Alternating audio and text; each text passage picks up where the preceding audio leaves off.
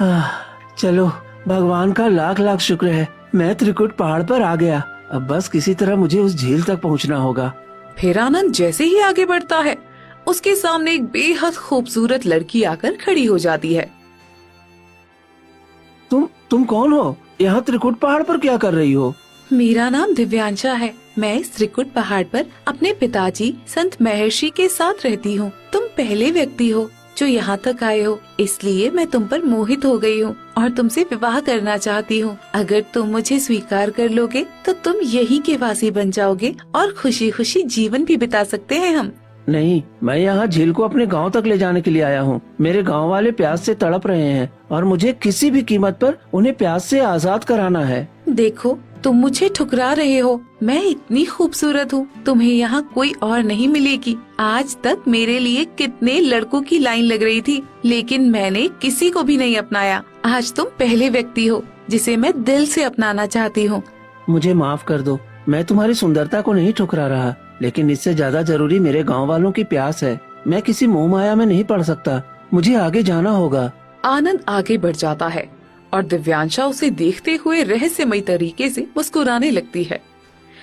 मैं जानती थी कि तुम यही करोगे। तुम बिल्कुल उपयुक्त हो इस झील का पानी ले जाने के लिए। फिर दिव्यांशा हंसते हुए रहस्यमयी तरीके से वहाँ से गायब हो जाती है। थोड़ी ही दूर जाने के बाद अब आनंद एक बहुत बड़े झील के पास पहुँच जाता है, जहाँ पानी इतना चंचल होता है कि उसे देखते ही आनंद मोहित हो जाता है। अरे, ये झील तो सचमुच यहाँ है। अब मैं क्या करूँ? इसे गांव तक कैसे ले जाऊँ? मुझे बहुत प्यास भी लगी है। क्या करूँ? पानी पीकर साथ ले जाऊँ? मुझे कुछ समझ में नहीं आ रहा। तभी दिव्यांशा झील के बीचों बीच से बाहर आ जाती है। ये क्या? तुम इस झील में कैसे आ गई?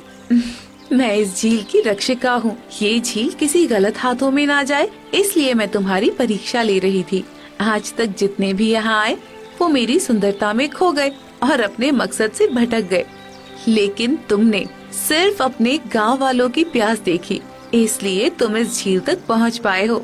लगता है तुम्हें बहुत प्यास लगी है और तुम पूरे दिन का सफर तय करके आए हो, इसलिए पहले इस झील का पानी पीकर अपनी प्यास बुझा लो। अगर मैं इस झील का पानी पी लूंगा और लालच कर बैठा तो कहीं मेरी सारी मेहनत और ये पानी व्यर्थ न हो जाए। नहीं, मुझे ऐसा नहीं करना चाहिए। आनंद मन में संघर्ष करता हुआ झील के सामने खड़ा रहता है। नहीं, मैं इस झील का पानी नहीं पी सकता। ये बहुत पवित्र है और पूरे गांव वालों की उम्मीद इससे जुड़ी है।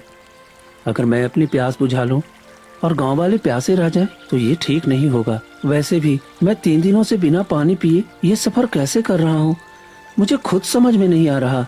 क्योंकि तुम्हारे अंदर गांव वालों की प्रार्थनाएं और साधु महाराज का आशीर्वाद है, इस वजह से तुम्हें प्यास नहीं लगी। और अगर आनंद तुम इस झील का पानी पी लेते हो ना, तो ये झील तुम्हारे साथ गांव तक नहीं जाएगी।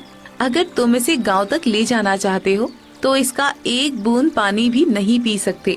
ये इस झील का नियम है। अगर तुम इसका पालन करोगे तभी इसको अपने साथ ले जा सकोगे। ठीक है, मैं इस झील को किसी भी कीमत पर अपने गांव ले जाना चाहता हूँ। मैं पानी नहीं पीऊंगा, चाहे मुझे कितनी भी तकलीफ क्यों न हो। सोच लो आनंद, एक प्यासा इंसान 3 दिनों का सफर और करेगा। ये बहुत मुश्किल होगा, कहीं तुम रास्ते में हार ना जाओ। ऊपर वाले का नाम लेकर मैं ये काम जरूर पूरा करूँगा, चाहे मेरी जान ही क्यों न चली जाए। तभी अचानक एक तेज रोशनी फैलती है और पूरी झील का पानी धीरे धीरे एक कमंडल में समा जाता है। ये कमंडल ले जाओ और इसे अपने गांव के तालाब में डाल देना। फिर देखना, उस तालाब का पानी कभी खत्म नहीं होगा, सालों साल भरा रहेगा। लेकिन ध्यान रखना, रास्ते में इसका पानी न गिरे और ना ही इसका गलत इस्तेमाल हो, वरना इसकी सारी शक्तियाँ खत्म हो जाएंगी। ठीक है, मैं ये जिम्मेदारी पूरी ईमानदारी से निभाऊंगा। फिर आनंद कमंडल उठाता है और गांव की तरफ चल पड़ता है। थोड़ी ही दूर जाने के बाद आनंद बुरी तरह थक जाता है और जमीन पर बैठ जाता है। हे भगवान, हम मुझसे चला भी नहीं जा रहा और प्यास भी बहुत जोरों की लग रही है, पर मैं इस कमंडल का पानी पी नहीं सकता। मैं क्या करूं? मुझे कुछ समझ में नहीं आ रहा। आनंद खुद को संभालता है और फिर से उठकर आगे बढ़ जाता है। जैसे तैसे चलता हुआ आनंद एक जगह पहुंचता है। तभी वहाँ एक गांव वाला आकर खड़ा हो जाता है। आनंद, जल्दी से ये कमंडल मुझे दे दो, मैं कब से तुम्हारा इंतजार कर रहा हूँ। ये तुम कैसी बातें कर रहे हो राजू? मैं ये कमंडल तुम्हें नहीं दे सकता। ये मैं बहुत मेहनत से त्रिकूट पहाड़ से लाया हूँ। इसे गांव के तालाब में डालना जरूरी है, तभी हमारी पानी की समस्या खत्म होगी। नहीं, मैं इसे गांव वालों के सामने ले जाकर अपनी तारीफ गांव वालों से सुनना चाहता हूँ। सब मुझे ईमानदार और बहादुर समझेंगे। अब ये कमंडल तुम्हें मुझे ही देना होगा। फिर राजू झपट्टा मारकर आनंद के हाथ से कमंडल छीन लेता है और भागने लगता है। नहीं राजू, ये ठीक नहीं है। मेरा कमंडल मुझे वापस कर दो। तुम ऐसा मत करो, नहीं तो अनर्थ हो जाएगा। तुम्हारी वजह से पूरे गांव के लोग पानी के लिए तड़प तड़प कर मर जाएंगे।